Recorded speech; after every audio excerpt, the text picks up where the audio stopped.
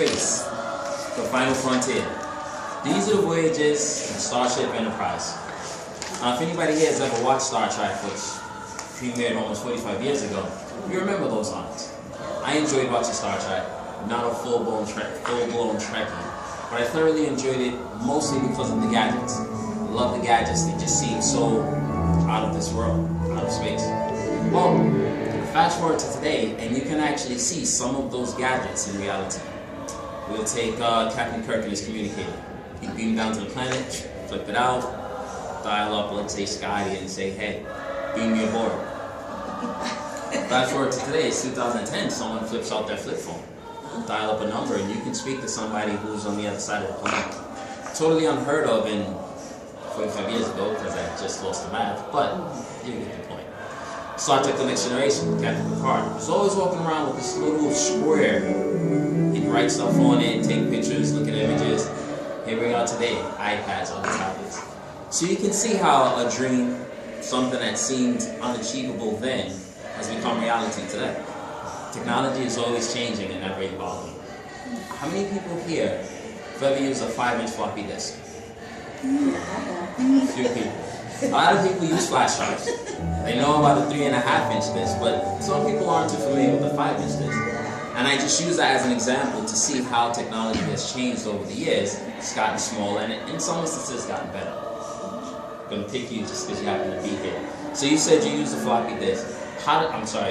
You use a flash drive. How does a flash drive, or how has a flash drive made your work easier?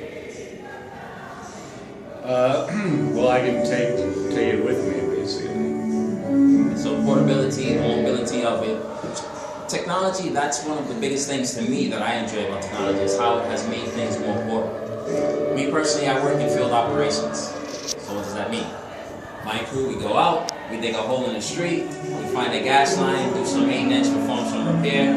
Once we're done, close the hole back up, get back in the truck, pull out a sheet of paper, and write everything down. Now, we do the same thing, the work is the same, but I do all of the notating, the data entry, I do it on the computer. So now I don't have to carry 1,000 sheets of paper with me just to get through my day. Type it up nice and easy. And the best part for me, it's got spell check. I love that. So, I also think about my mother. She's an admin. She used to go to work, come home, and type on her typewriter. And it just, I have that sound stuck in my head. Now she uses a laptop, which she loves. Again, back to the mobility of it. She takes it everywhere, so she's not stuck at her desk, but she also has the ability to tap into the internet. So if something just piques her interest, just look that up, use Google, see what I want to know. So what does this mean? Well, this is an obvious representation of how technology from the past has made today's work world a little bit better in some cases, easier. As a result of technology, by default, we have to change. I'm going to talk about Twitter for a sec. Well, I'm not going to talk about it, but how many people here have checked their Twitter account today? Yeah, good. How many people check their Facebook account today? How many people here check email today? So the reason why I did that is, 10 years ago, the same question, totally different result, and mostly because Facebook and Twitter weren't around back then. But you can see how that technology is evolving, and it's integrating itself into our work life and our home life. So 5-6 years from now, that same question may have a totally different answer. You may get the whole room checking Twitter, or we may have something totally different. Here in National Grid, where we work, utility company, pipes, dirt, tolls, it's very, very construction-based, very hands-on.